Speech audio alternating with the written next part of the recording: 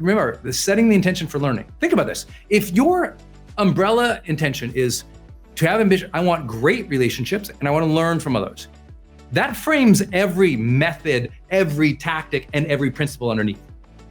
Okay, learning, here's the other one, honoring. I love this one. Very few people talk about this, so I think it's important. In a relationship, in your communication style should be honoring of other people. What does that mean? Honoring means you hear what they say, you reflect it back, you honor that. Welcome to your Growth Day training. We are going to talk about advanced communication skills so that you can deepen your relationships, survive this very tumultuous time in cultural conversations, and finally have the confidence that you need to show up and live the life that you desire when you feel like you can communicate well, right? I always say communication is the number one most important skill, and we all know that, but very few people practice it at an advanced level. Most people could just kind of go through the motions and they wreck their relationships. They go through the motions, they don't lead well. They go through the motions, they don't express their deepest truth. They don't express who they are. They're scared to set boundaries, scared to say no, scared to speak up and be vulnerable. And so they watch their life not come to magic, not come to life. And what I want to do with you today, to work together to develop personal and professional development, like develop yourself, both personally, in your relationships, professionally, in your health, in your finances, in all areas of your life. And most importantly, be more intentional about the month ahead. Those of you who show up here, will you give yourselves a round of applause here? This is a big day. I recognize and I honor your time. I get the fact that you chose to work on yourself today. Grab a journal so that you have your own journal for the month with us. So you're always working on yourself and tracking. When there's so many other things you could be doing, you are working on yourself so that you can become more, reach your potential, and hopefully serve other people and make your difference. I know that's what unites us all here. So I'm excited to be with you here today. This is one of my very favorite topics, communication, because the way that I grew up, I was not surrounded by a lot of great communicators.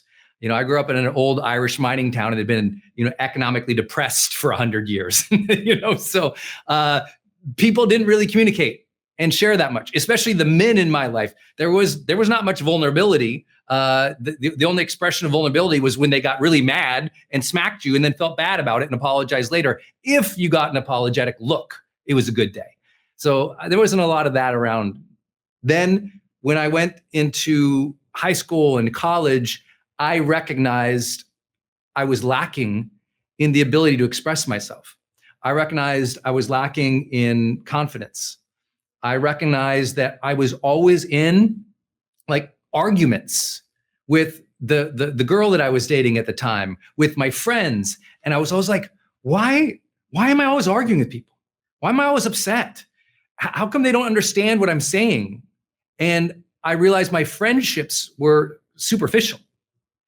And so I just wonder if any of you have ever been in relationships or are in a relationship right now where you feel like the communication sucks. Raise your hand.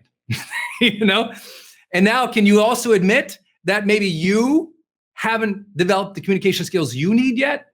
Raise your hand. I also recognize that when I got into business, I would go into these meetings and I was nervous and I couldn't speak up for myself and I was awkward. And I wasn't able to convey my ideas. I'd have an idea for the business or for the company I was working for, and no one would really listen. And I couldn't figure out how to persuade them.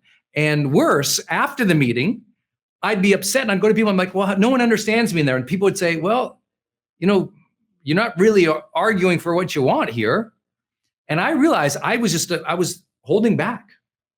Can any of you guys raise your hand to this? That you hold back your own thoughts, your own desires, your own dreams, your own goals, that sometimes with a spouse or with a partner or with somebody you are even actually leading or serving, you don't say what you mean. You don't express your truth. And so the communication between the two of you or the group of you falters and you're not able to put your ideas forward.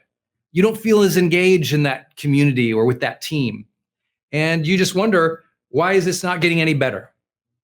Some of you have been in relationships or marriages, and year over year over year, you couldn't break that communication pattern. Either they didn't communicate the way that you wanted, or you don't communicate the way they wanted. And it was like night and day. And you kept thinking, well, when something will change. So you tried things. Well, maybe we need more date nights. Maybe we need a vacation. Maybe, we need to go to the spa together. Maybe we should take more walks. But what has to happen on all those things? Better communication. That's it. See, people try all the time to change their environment. They try to change their relationships. And if they don't change their communication skills, nothing really changes.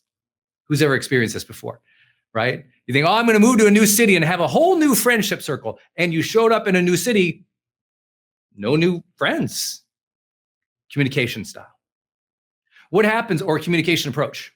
What happened? Oh, I'm going to change that job and my next team will listen to me. And you went to that team and it was also full of more idiots. It was also full of more people who don't get it. It was also more full of people who didn't support you. Why? Communication, right? We have to recognize we are the source of our own pain so often because we don't develop our communication. And that is why I'm here to recognize you and to honor you and cheer you on. This is the day to grow. I mean, I can't believe how many people begin their month and they have no intention for themselves, no intention for their family, no intention for their career, for their mission. And they just go through the motion the whole month. This is the day to be together, to celebrate together, to learn together, to grow together. How do you advance your communication? And I'll share my perspective. We need you participating in the cultural conversations that are going on around the world right now. We need you participating with your family and with your spouse, and with your partners, talking about being more communicative about where our world is what's going to help us improve it. But you've heard that saying before, is all it takes for evil to prevail, for good people to say nothing. And so our job is not to just learn today communication so we can feel, confident in social situations. It's let's change the cultural conversations happening around the world. Let's develop ourselves so we can contribute more calmly, more peacefully, more fairly, more inclusively, more thoughtfully with our families. If you're at Thanksgiving together this year, if you're blessed to have that, or if you're at the holidays together later in December, if you have the opportunity to be around your team right now where they need you to show up and be more communicative. How many of you can be honest and raise your hand right now? You probably should have been more communicative with your family and your teams this last year. In a very difficult time, people need more communication. Right? Everyone's going to talk about engagement. Everyone's going to talk about community. Everyone's going to talk about changing the world. What's the through line that makes it all? Communication. And so I'm going to share with you 10 lessons I've learned that are sort of advanced communication skills. So forgive me right off the bat, I'm not going to go to the junior varsity route of just saying, well, you should listen more, reflect back to what people say, and just ask them lots of questions. Because I think there's a specificity in doing those things. There's a certain way to approach a relationship or a communication situation. There's a certain intention to have. There's a certain process that helps you become better at those things. So I'm going to share the 10 with you. And these are going to come from a perspective of both the research. Some of you know that's my master's degree, is in organizational communication with an emphasis in leadership, trying to help people communicate better individually and on teams and organizations. So this is part of my academic career. But on the other side of things, I spend every day of my life being compensated for how I communicate.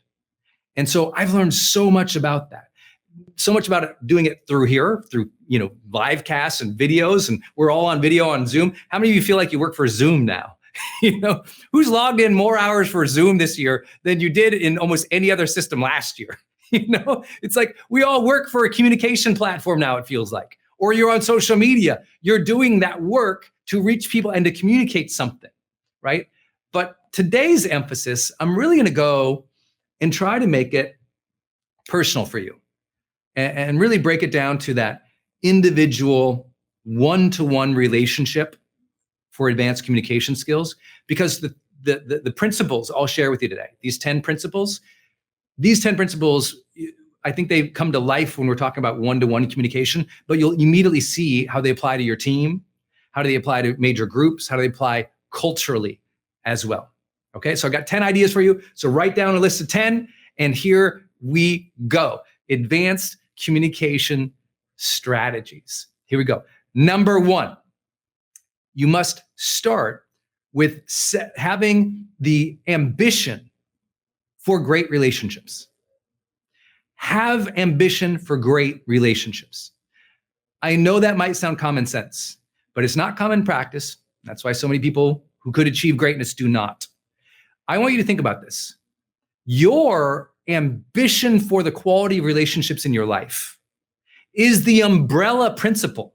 It's the umbrella value ethic that is driving how your relationships are right now. I can't tell you how many people I've coached and worked with in their 40s, 50s, 60s, and 70s who never, ever set a true, genuine ambition for great relationships. Relationships that were vibrant, relationships that were deep, that had depth to them, relationships that made them feel engaged, happy, joyous, fulfilled. What most people do is they take the relationships that show up in front of them and go, I guess that's the way it is. I guess my parents are like that. Why have any ambition for anything better? They're never going to change.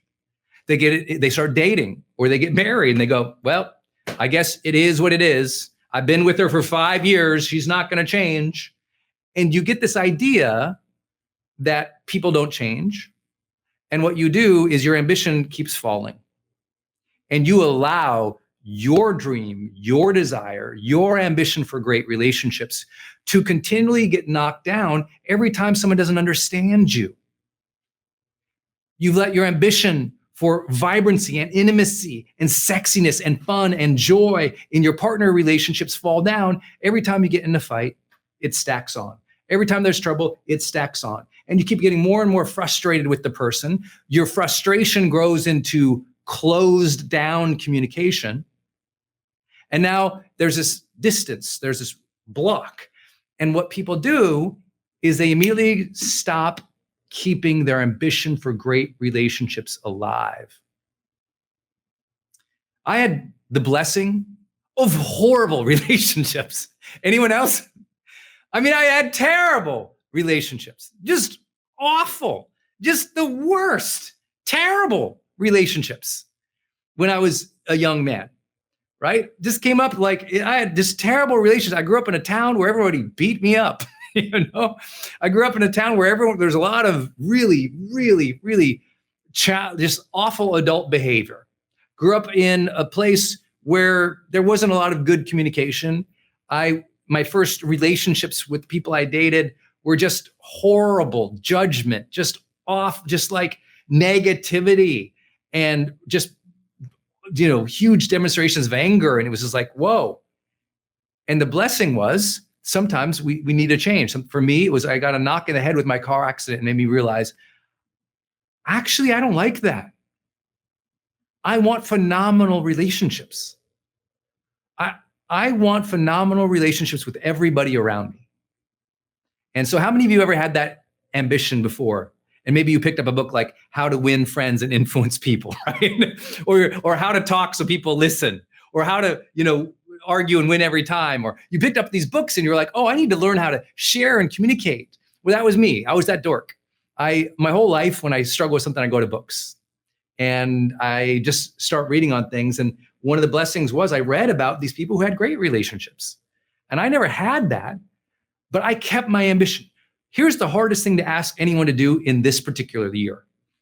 Raise your ambition for your relationships. That you're just like, we're trying to survive. And you're trying to blunt out the difficulty by just turning on the TV all the time or handing over devices all the time. And the ambition to have great relationships with the kids, with the spouse, with everybody else has kind of faded into, I'm just going to survive. But I'm here to warn you as your coach that I'm just going to survive in this relationship, just trying to get through the days with this family. That ambition is lower than your potential. That ambition is hurting your intentions. That low ambition not to have something great is cheating you from fulfilling the destiny you were probably meant to have, but would require great relationships. And as your coach, I'm here to say, be wary of the fact that you are so wary in your relationships. Be attentive to the fact like, oh, wow, we are just trying to survive right now. Because that's a slippery slope, isn't it? How many know that? Like when you just try to survive, imagine you run a business, right? You're a CEO, you're an entrepreneur, you're running your business. If you allow just surviving to last for months or years, that company never survives, right? Someone in that company must have ambition for what? Growth, for better service, for better relationships with the customers. If you don't have that in the business flatlines, then dies. That's the same thing in marriage and relationship, the same thing in child parenting, the same thing. Every time we don't keep an ambition to challenge ourselves to do better, we end up hurting the very thing. And so I'm here to say, have ambition for great relationships again. And I know your first impulse can easily be, well, you don't understand my husband. Well, you don't understand these crazy kids. You don't understand this team. You don't understand my business. You know what? Don't be a you don't understand person, because that stops you from learning. People who say you don't understand, they cut off the very advice they need to hear because they want to self-justify. Does it make sense that it's hard? Does it make sense it's much more difficult with someone who doesn't listen? Does it make more sense when you have an obstinate husband, team, or person in your business? Sure. Those are roadblocks. Those are difficulties. Those are struggles. But just because it's hard doesn't mean it's impossible to improve. Just because it's hard doesn't mean it's impossible to improve. You can improve your relationships. And I think you're going to find that. And we're going to start it right now. Do you want to improve your relationships? Let's do a gut check. How much ambition have you had recently for great relationships? Have you woken up about it? Have you journaled about it? Have you thought about it? Is it in your goal sheet? If I parade it in your house, show me the piece of paper that says, improve this relationship. Show me the piece of paper that says, create great relationships with everybody I meet. Show me the paper. Show me how often that piece of paper got journaled on. Show me how often you wrote that down. And then we can have a conversation that I don't understand, right? So let's start with, have you had the ambition? And if not, let's reignite that today. Let's reignite your desire for deep, compelling, beautiful, awesome, fulfilling, intimate, zesty, fun relationships again. You can have them. And if you stopped yourself from believing that, it only means you disengage from the skill set. You just disengage from the development here. And that might sound like harsh or judgmental in a way for a coach to kick off with it, but I'm a high performance coach. I'm supposed to hold your feet to the fire a little bit and challenge you and say, this should be an area that you love working on. Raise your hands if you love communication. Yeah, you guys, I know I get it. This is a great and a fun and a fulfilling and a great place to focus. So please, let's up-level our ambition together, my friends, for great relationships. That's number one. Without that one in place, everything else is a principle, but it's unmoored from growth. It's unmoored from greatness. And we want to be connected to those things. All right. Number two, as I've learned in my life, and many of you have too, everything's about intention. Like, what is the intention of my communication with this person? And I believe there's three intentions we have to set. Okay. So this is what my idea is. You got to set intention for learning, honoring, and improving. Okay. This is all one point. So please write this down. Set an intention for learning, honoring, and improving. This is my modus operandi when I sit down with somebody. My whole thing in sitting down with people, and this is not just my coaching career, this is life. Like if we go to like breakfast together, right? Go to lunch together, hang out. My whole mode is I want to learn about this person. Notice I don't say, I want to show I'm awesome. No, I want to learn about this person. Meaning, has learning been your primary mode of operation with your spouse recently? Has learning been your primary mode of operation with that team member? Has learning been your primary mode of operation in communicating to groups? Or when you're talking with your partner or the person who you love, is it always just about you got to tell them what you need? You got to tell them what the to-do list is. You got to tell them what the agenda is. And you live in communication land that is what I call agenda-based, not learning-based. Some people only talk at their kids. We're doing this, this, this, and this, and this. But they never learn from their kids. So it's a different relationship, right? Agenda-based communication, which is usually to-do list, what are we doing, where we're going, versus the first primary thing is learning. And I think this is so important. If we can just shift everything. Listen, I always tell people, listening skills without the very primary intention of learning is just a tactic. Does that make sense? I know in like junior varsity levels of conversation about communication, be a great listener. Well, what does that mean? Well, the intention is to learn. Listening is one of the vehicles for that. So set intention to learn more. We got to learn from each other again and be open to learning from each other instead of going at each other with our political agenda, going at each other with our to-do list, going to each other with our value ethic. Like, we stopped learning from each other as a culture, and that's how you get tribalism and division at the epic levels we face worldwide now, because the intention to learn from another went out the window, and the intention to persuade or argue at or accuse other people went up, right? So let's remember the setting the intention for learning. Think about this. If your umbrella intention is to have ambition, I want great relationships and I want to learn from others, that frames every method, every tactic, and every principle underneath. Okay, learning, here's the other one, honoring. I love this one. Very few people talk about this, so I think it's important. In a relationship, in your communication style should be honoring of other people. What does that mean? Honoring means you hear what they say, you reflect it back, you honor that. That's a great idea. Thank you for sharing. I appreciate you. I really value that you shared that. I respect that you're participating right now. I'm thankful that we're having this conversation. Also saying very simple things like, I appreciate you did this. Good job at that. Honoring the other person so they feel heard, valued, respected, and appreciated. Honoring the other person so they feel heard, valued, respected, and appreciated. That's like everything, right? How good have you been at honoring your partner, your spouse, persons that you care about? If your parents are around, have you been speaking to them and honoring their difficulties this year? The people who you love in your life, your family, have you been honoring their unique and difficult journey through what is a crazy and wild year? I mean, think about your last 10 major conversations. Were you honoring of the other? Now, my bet is in our community here, you do. You know, we're blessed to be surrounded by, you know, high performers all around the world right now in this coaching group with you guys. We've got people on, I don't know how many Zoom groups we're running, 5, 6, 7, 8 Zoom groups right now, right? All around the world, we got people communicating and participating right here. And if you think about it, that's a beautiful thing about our community here, right? You're more likely to be people who show up for a session like this. You know who usually isn't here? The bad communicators. Because they go, I already know it. You know, no, you're the learner. You're the person who wants to develop in this way. So I'm honoring you as a community for caring enough to develop this skill. But this is a very key principle.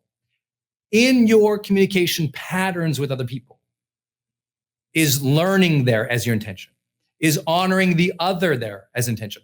Even when I go into a place where I know I'm gonna have a conflict with someone, my whole mindset shifts. Make sure they feel honored and respected in this process. Make sure they feel that. Honor them for showing up, honor them for trying, honor them for a good job when they do a good job, honor them for sharing their voice, honor them for participating, honor them for giving you the time of day. Really, like if we can remember the value of each relationship, everything can change. All right. So our intention is for learning, honoring, and the last thing is improving. You want the most advanced communication skill in the history of the world? Try to improve another person's day. Try to improve another person's day. Listen to what they're saying and try to ask questions or give advice when it's sought or share an idea to help them improve their situation, their day, their feeling, their mindset. My mode is whoever is here, I am here to be of service. Whoever's in front of me, I'm going to try to really learn about them, to honor them as a person, and to help them reach whatever goals that they're after, right? You've heard me say that in my mission statement forever. It's like to help people achieve their goals faster. That's just part of the conversation with me. And I think that's given me great skills with other people because it's taught me how to listen for what they want, which we'll talk about. Okay, so this one, I know I'm belaboring this point, but I think this is so important. You've got to set that intention. I'm going to learn here. I'm going to honor this person. I'm going to help this person improve. I'm going to learn here, honor this person, help them improve. Learn here, honor this person, help them improve. That little triangle of goodness is running in my brain all the time. And that helps me, right? I don't always get it right. I'm not a perfect communicator, but I think I get paid at the level I do as a coach. I think I have the depth of relationship with my family and my friends the way that I do because these things are my value ethic. Don't always get it right. Plenty of time, just like you, I can be in a hurry. Plenty of time, just like you, I've got an agenda. Plenty of time, just like anybody else. We don't always understand people, appreciate them, agree with them. That's okay. But when I lead with these things, I want a great relationship with this person. So I'm going to learn, I'm going to honor them, I'm going to serve them. From that perspective, my odds of having great relationships are way high. So let me jump into something that I think screws it up for you. Number 3, stop trying to impress people. Stop trying. Think about how many arguments you have or how many disagreements you have because you're trying to impress upon somebody that you know everything, that you're right. You're trying to impress them with your status, your credibility, your Instagram post that isn't quite real. You know what I'm saying? And a lot of communication problems happen because we want to impress other people. And here's what I'm here to share with that. The opposite to me of stop trying to impress people is for you to have the confidence in self that you don't need to do those things. Because in communication, when you are braggadocious, in communication, when you seem narcissistic, in communication, when you seem like you need to know everything, people are less trusting, open, authentic, and vulnerable with you. Think of how often you try to impress people, right? Even in a conversation with someone, you have to tell them, well, I've been through all these things and I know this exact thing. Even in a conversation, you feel like you have to make a case of all your different, you have to form a case like you're a lawyer and you're talking to your spouse, trying to build the case against them to demolish them.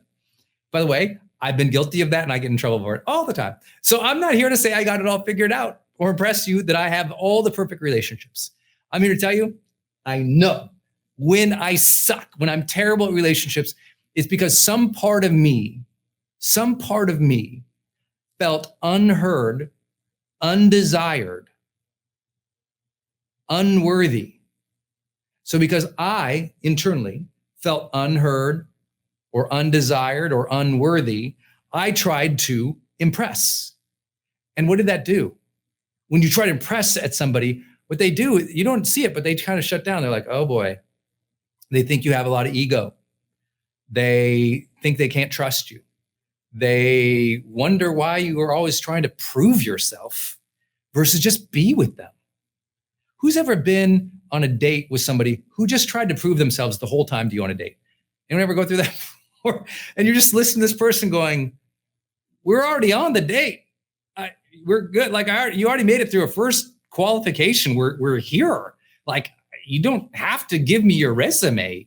Like we can talk, but you ever been there where someone just trying to prove themselves? That trying to improve is coming from they've often in their life felt unheard or undesired or unworthy. And so if you find yourself doing that, it's time to explore those things, right? Explore those things with the coach, explore those things with a therapist, explore those things with your journal, whatever you got to do. But really think there, it's like, wow, why do I have to do that? Because what that feels like, you have to understand when you try to prove yourself, when you try to impress other people, what happens is, one, it knocks you out of your authentic open heart. It knocks you out of presence. But it also makes them feel like you're posturing. And so I had to learn that. We teach a program called Experts Academy for years, where we taught marketing and influence with other people. And I always share that the first pillar in the marketplace is of positioning, of helping people understand who you are and what you stand for, right? But I saw so many people try to position themselves as the number one something. And by the way, if that's true, that's okay. But if you try to impress that upon an audience too fast without sharing authentically who you are, they don't like that. I always say, you can't share your success until you've shared your struggle, because then they don't believe the success.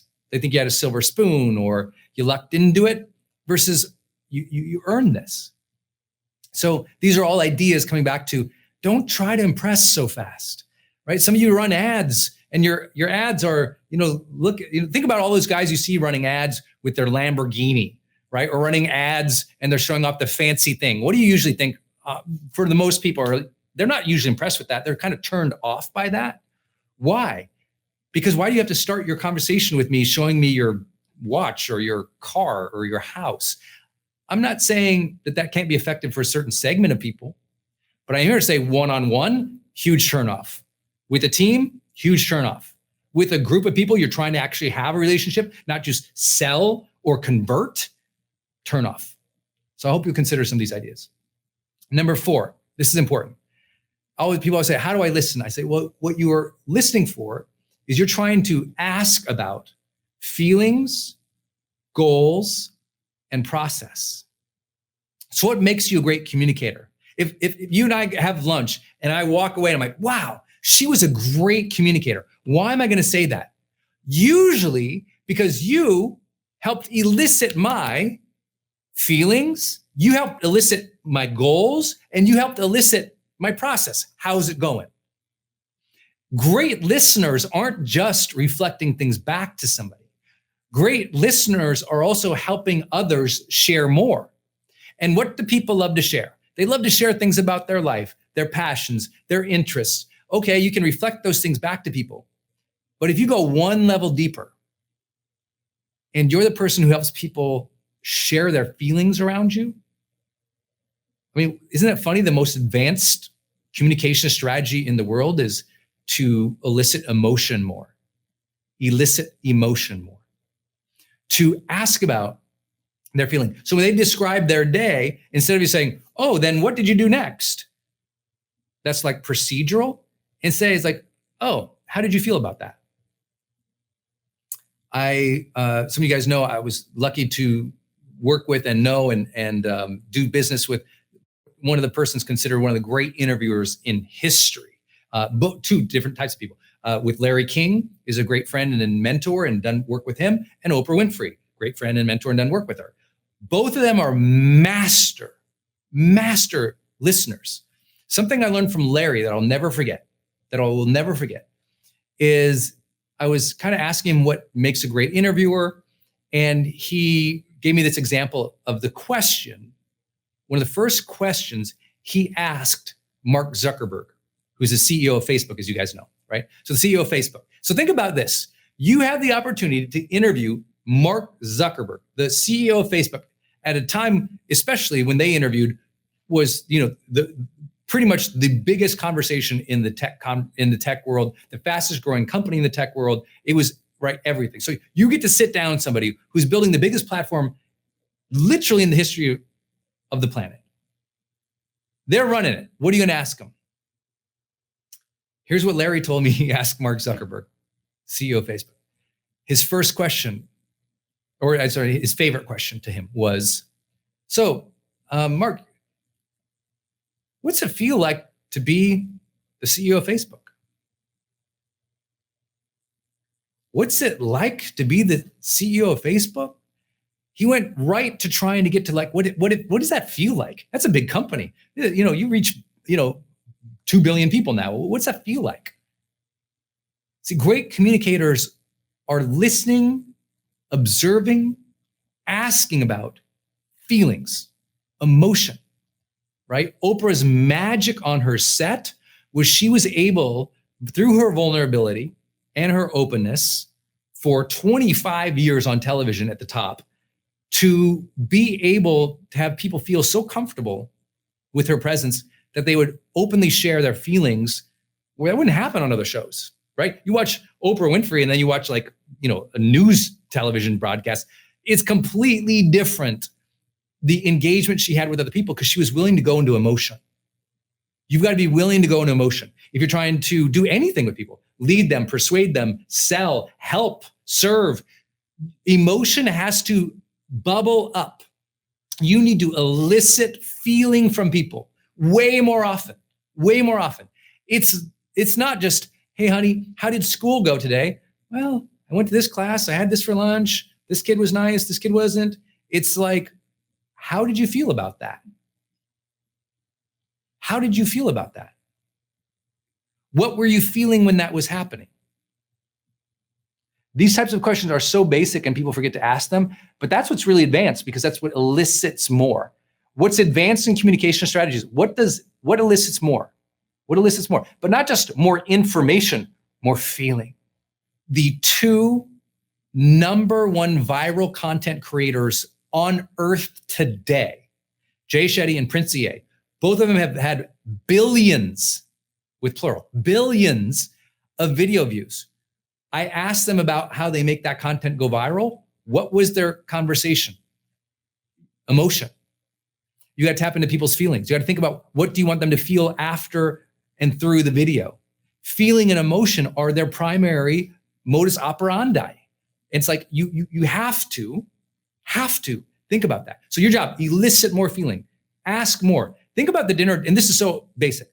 Think about your last 10 dinner conversations.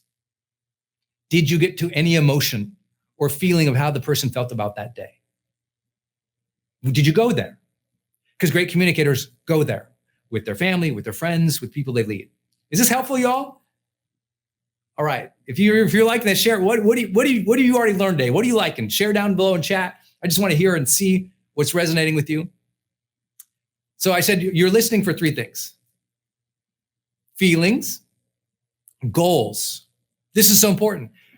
Great coaches, as an example, always say, oh, so once they get the feeling, oh, what did you want to feel? What did you want from that? What are you hoping is going to happen?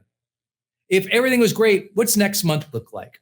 What are you trying to do? What are you trying to do by the end of this month, the end of this year, right? Just getting people to speak about their goals, their desires, their ambition, their hopes, their dreams. Great communicators do that with people. Really great communicators do that. I've been blessed to work with two different US presidents, one Democratic, one Republican. So don't you freak out. And what I noticed in both of them, their ability to have a conversation with people and ask them about their family and what they want for their family. Think about that. The greatest politicians in the world are talking about, this is what you probably want for your family, or asking, what would you like for your family?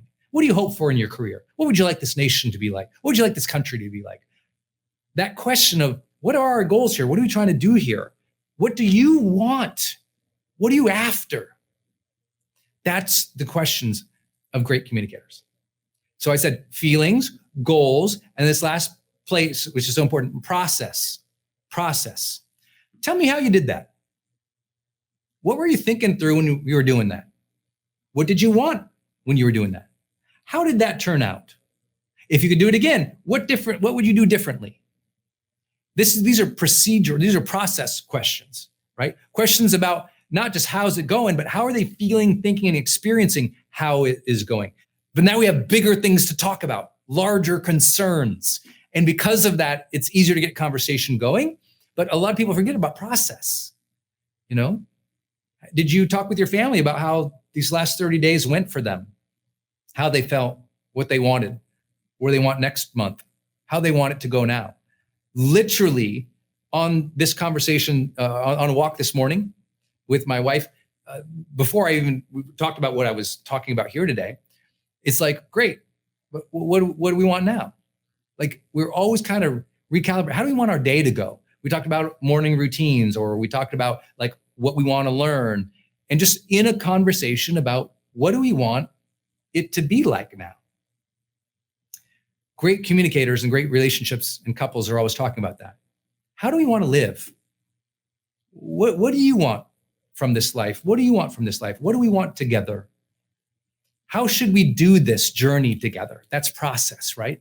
Communicators are doing that all the time. What should this feel like? What should this be about? How do we want it to go? That's process. All right. I hope you guys like this one. That was just one point. Okay. That was ask about feelings, goals, and process. We talked about number 1, have ambition for great relationships. Number 2, set intention for learning, honoring, and improving the lives of others. Number 3, stop trying to impress people. Number 4, ask about feelings, goals, and process. Number 5, deconstruct your triggers. When you're in a conversation with someone, what usually pisses you off? What upsets you? What gets you angry? Do you know what usually makes that happen? What is it that someone says or does that makes you impatient, infuriated, upset, hurt, detached, disconnected? Like, you should really think about, what is it that people say or do that makes me have less good communication skills? Like, what is it that threatens your ego, that shuts you down, makes you lash out, hurts your feelings? Do you know those things? Very many people in this world are operating impulsively. It's just always impulsive. They're just like being around a caged animal. They never know what's going to happen with them because that person has never taken away their triggers. This is why are great communicators so often people who also had therapy or had coaching or do the personal development like you are doing right here? Because it works. Because when you know thyself, you don't lash out at others. When you know thyself, when you're good with who you are, and when you have learned that space between stimulus and response and taken ownership, responsibility, control, and engagement over that space between stimulus and response, like, it's super hard to make me angry anymore. And I grew up in like super fast, impulsive anger in family, friends, the culture that I grew up, like, anger was everywhere. Impatience was everywhere. Anyone else have this? It was just like volatility all the time, right? That isn't in my heart anymore. Because when I was young, I was somebody who, some of you guys know, like my background is like, one of the things that was very passionate about in my life was martial arts. Because I grew up getting a lot of fights, I didn't know how to do it. So I got into martial arts to learn to take care of myself better. Not because I thought it was interesting, because I didn't want to die. So I got passionate about it. And unfortunately, my first year or two in college, I would use that to my advantage. So my friends, we'd be out at a bar or somewhere or out on the street, and one of them would mouth off to somebody and a fight would start, and I would always jump in. And I was, instead of de-escalating, I would be happily to escalate it. Like, someone's, mouthing off to one of my friends, I'd get in, I'd mouth off to them, and I'd be willing, like, because I could handle myself. I had a lot of confidence in myself. But the problem was, it was not being aimed towards good ends. And so what ended up happening was, I didn't realize how easy it was for me to get triggered into wanting to fight, like literally physically. And I recognized, I was like, why does that happen? And it was because, oh, you know what? I don't feel respected in my life. I don't feel like I have command in my life. I'm frustrated by that. I'm angry about my lot in life. I'm angry that these people treated me angrily. I'm angry that there was so much anger around me. Anyone know what I'm talking about? And so what would happen is, any threat to my ego, I would feel angry about it and I'd lash out. And I spent all of my 20s trying to decouple from that triggers, trying to recognize that I need to learn how to deal with that. Luckily, I was a resident assistant in college. Any RAs out there? Resident assistants in college? So I lived in a dormitory, and I had floors of people where I was responsible for, new incoming freshmen, usually freshman or sophomore, who were living in the dorms. And it was my job to be kind of like the caretaker / police, right? And so I had to learn to have literally drunk freshmen screaming at my face in the middle of the night. I had to learn to deal with people walk up to a couple who were fighting and screaming at each other and make sure they didn't hate me and like defuse that situation. That only worked because I learned to defuse myself. I learned to remove my triggers by asking, what are my triggers? Again, what makes me angry? What upsets me? What hurts my feelings? What shuts me down? You need to know those things and do the work on those things, and then recognize when they're happening. Be more observant, like, oh, I recognize I'm getting upset about this right now. My ego must be engaged. I notice I'm not breathing. Let me take a few breaths here. Let me not reply right now because I'm not going to say something that is honoring of this person or honoring of my character.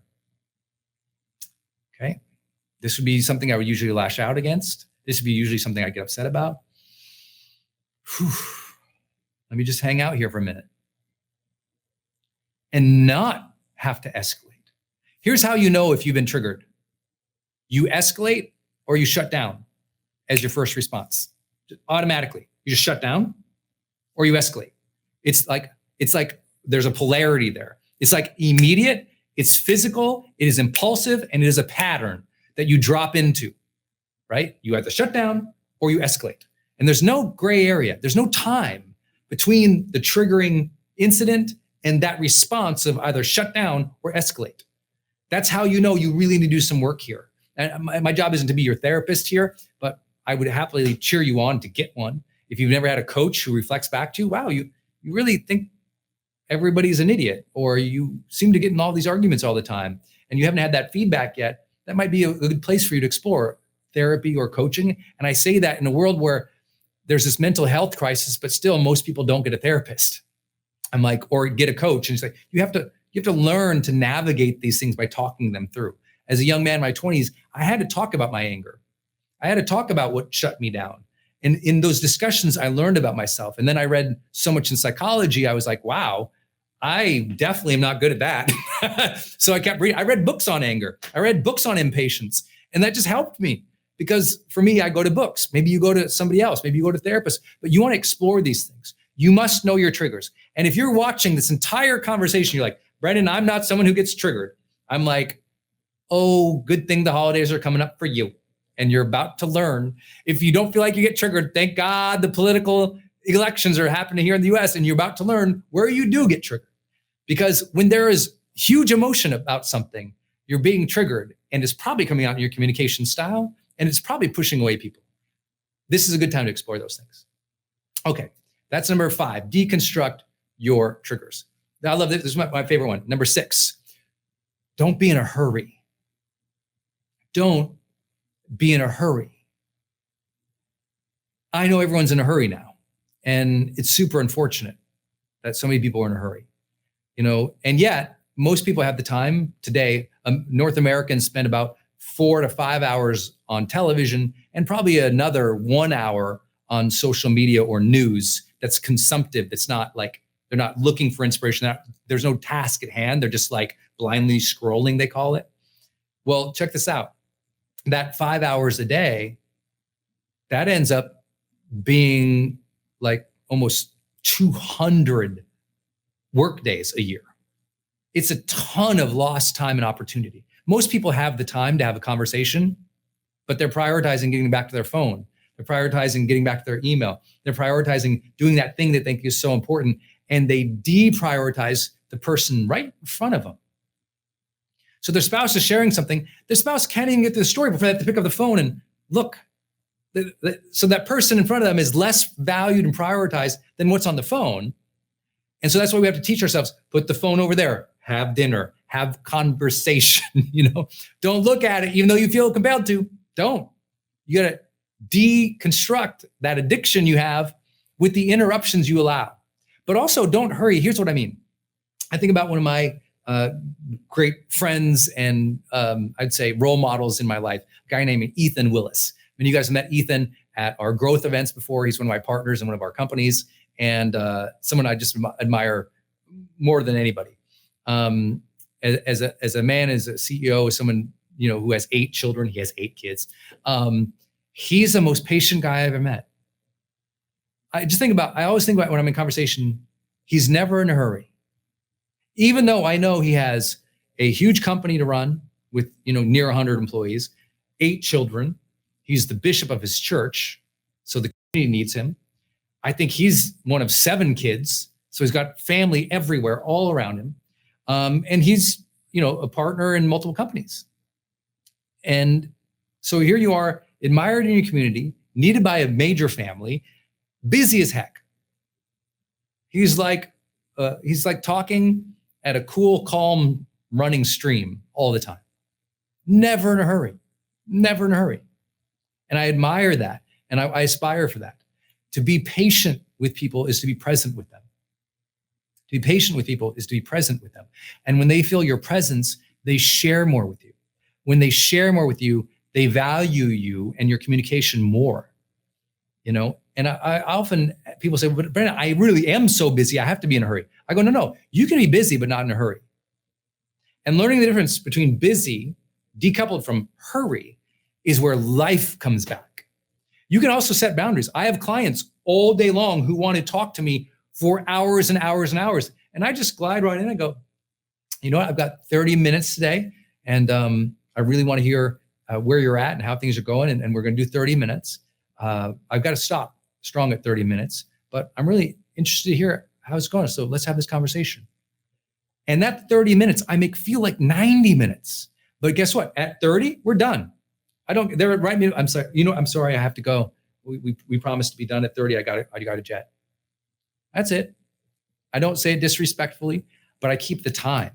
And I think this is what's really important for those of you who are struggling as leaders. Walk in that conversation, have that opening conversation, and let them know how much time you have. Letting people know how much time you have is showing that you respect your boundaries. It's making sure you have a way out, because you're going to have to go do something else. But it's also during that time saying, you're receiving all of this time right here, just you and me. And in that time, it's uninterrupted. I don't look at my phone. I don't try to, it's like, there we are. Unless we're working on some tasks together, or I have to look at my computer because you know how it is with team or something like that. They're asking you things, you're here. Are you on Zoom, your desktop? Who's talked to your desktop or your monitor and forgot you were on the screen over there? Anyone going, it's just like hard to keep it all together sometimes. I've got like 4 screens going on here. I don't know what's happening. Don't be in a hurry. Don't be in a hurry. For those who teach, I'm always here to say, don't be in a hurry as you're teaching either. Just one thing at a time. Do what you can. All right. Number 7, make friendliness a discipline. Make friendliness a discipline. What I mean, when I was in 20, someone said to me, make every person you meet a friend. And I'll never forget that. Make every person you meet a friend. Be open and friendly to other people.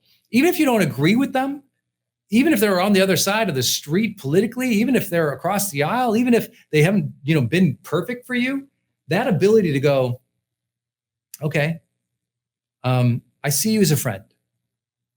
Let me treat you as a friend. That simple things is like smiling at other people, asking how they're doing, asking about their emotions, asking about their goals, asking about their process. Everybody being a friend has changed my life. Because up to that point, everyone was what? An enemy. Everyone was an enemy or an obstacle, right? Or someone to be manipulated or used to help me get something, right? That's how we are as teenagers often, because we don't know other models. But as soon as you're out of your teenage years, it's learn to make people friends.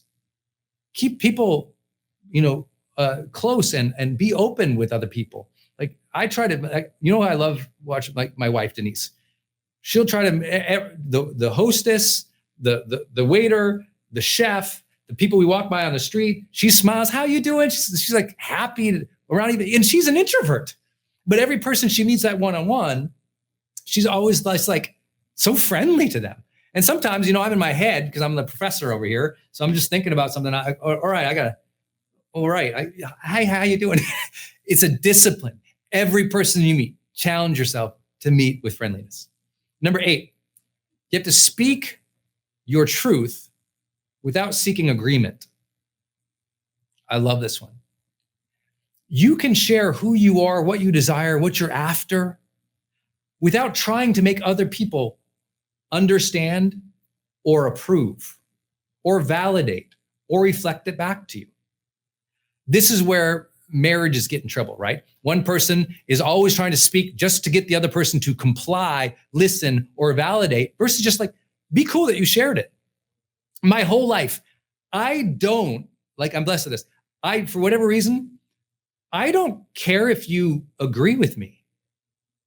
I don't care if you see things exactly in my way. I don't need you to understand me. For my dreams and my ambition, no one has to approve. No one has to even acknowledge. No one has to agree for me to make progress tomorrow towards the things that matter to me. I'm going to live my truth, whether or not I have rows of people cheering me on or zero, right?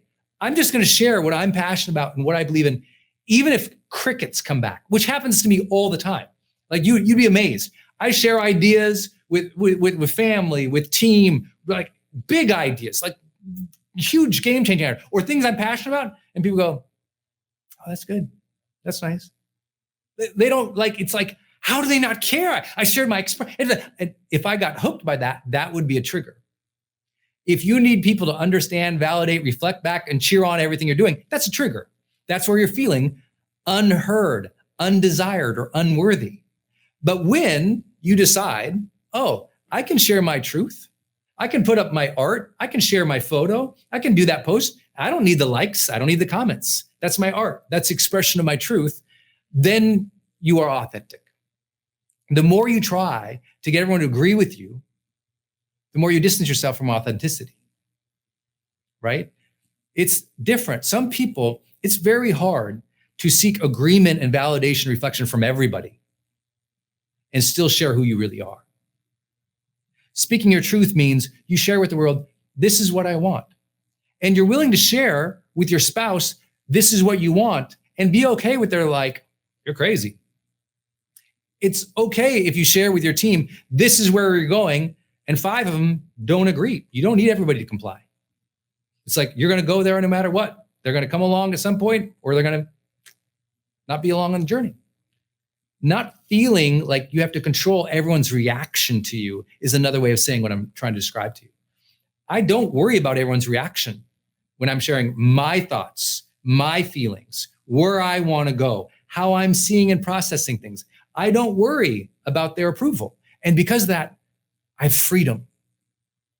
And when you have more freedom in your communication, how you show up, not only do you have joy in your life because you're authentic and you're being congruent to yourself, but it ends up being, over a period of time, more people want to be around you because your uniqueness.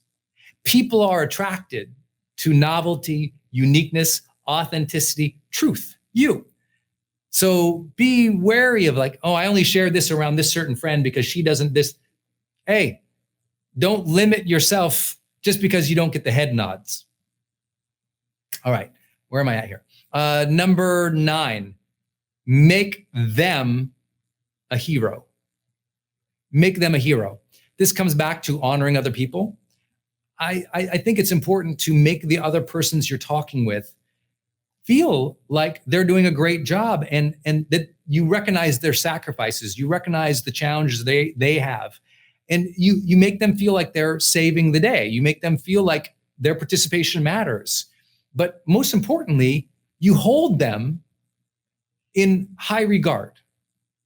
Right? Carl Rogers talked a lot about this, as did all the humanistic psychologists, of this idea of, what he called unconditional positive regard. Now, he was a therapist, right? And a psychologist. So he was talking about how with clients, he had to give them unconditional positive regard. Didn't mean he approved or thought their character or all their judgments or behaviors were good. What it meant was you knew you were safe to be you around him because he had positive regard for you as a human. Having positive regard for other person is level 1. I think what makes it advanced is when you recognize how heroic most people actually are, right? We're in a villainization culture where everyone's a villain. I'm like, actually, everyone's a hero. If you saw the pain most people dealt with, the childhood they had, the lack of opportunities, the judgment, the racism they faced, the challenges they have, the issues in their work, you'd recognize like, you know what, good, You know what? Good for you showing up every day and still trying. That's honoring. And when you say that to them, I appreciate that. I see that. I recognize that. Like, let them feel like the hero in their own story. We're all storytellers, right? What is the quintessential storytelling framework that everyone knows works? What's it called? The blank journey. What is it? The hero's journey. You recognize the journey or others people are on, and you recognize those conflicts, those crises, those character development points, those challenges they face, that reality they keep showing up. And when they feel like they're the hero around you, they keep showing up. Isn't that a funny thing? Because very few people recognize, honor, validate, reward, and cheer them on. Yeah, maybe they don't need it from you, but when you do it because you recognize them, it's a different relationship. Last big idea. And remember, I shared with you at the very beginning, I wasn't going to go with the basic stuff, just listen better or just, share more. Like, those things are all important. But I think this one is a basic and it is a fundamental. And that is number 10, respect yourself. Respect yourself. Advanced communication is setting boundaries. Advanced communication is letting people know when they've stepped over the line. Not because you're triggered and you're like automatically impulsive, but because you have intention and integrity to stand for who you are. If somebody insults you or takes you down or speaks ill of you in a meeting, at the end of that meeting, you have the wherewithal to stand up and say, hi, that communication right there, that doesn't work for me. And let me share what I saw, what I felt, what I would prefer. Standing up for yourself, that's courage. And advanced communication often rests in the courage to be vulnerable, the courage to value other people, but the courage to stand up for oneself. If you're constantly bombarded by negativity or your spouse is always putting you down, at some point, respecting yourself is standing up for yourself and saying, it's not okay to speak to me that way. I remember I got in a fight, an argument one time with my wife, with Denise, and she literally said to me, she goes, why do you think you can talk to me that way? It was awesome. I was like, oh my, I don't know. I'm sorry, I'm mad right now. Oh my God, you're right, I shouldn't do it. And I went and wrote that down. I thought that was so powerful. And she just said, why do you think you can talk to me that way? And I was like, I can't. What am I doing? And it made me reassess. It was like this amazing, beautiful thing. I went and wrote it. It was like, wow, I don't know why I'm talking that way. Because what you do is you tend to talk in your pattern, not in your intention. And so I hope this session with you has helped you see just a few simple things. Number one, have ambition for greater relationships. Number two, set an intention that you're there to learn, you are there to honor, you're there to talk about improving each other's lives. Number three, stop trying to impress people. Number four, ask people about feelings, their goals, about process. Number five, make sure that you deconstruct your own triggers. Number six, don't hurry. Number seven, make friendliness a discipline. Number eight, speak your truth without needing agreement or validation. Number nine, make them the hero. And number 10, respect yourself. I believe these are 10 advanced communication strategies and tactics that will help you deepen relationships, honor others better, and with just those intentions, let alone the principles here of what to focus on, I feel like we could change the conversation and the tone in this world. Again, those are more advanced things. For the basics, you might check out my YouTube or my podcast, but I hope this serves you guys. I'm always trying to go, what's that next level for you? Hey, it's Brendon. I just want to thank you for watching my channel. There's so many other teachings and trainings on this channel, so please enjoy. Thanks for being here. Also, for those who want to go to another level, I have an upcoming Certified High Performance Coach Certification Week. This is where I teach you and certify you to become a world-class life coach. We call them certified high performance coaches. You can click the link in the description right now to apply and to learn about our upcoming certification week. If you want to go to another level as a life coach and you want me to certify you and help you, make sure you click that link and take advantage of it right now. Enrollment is open today.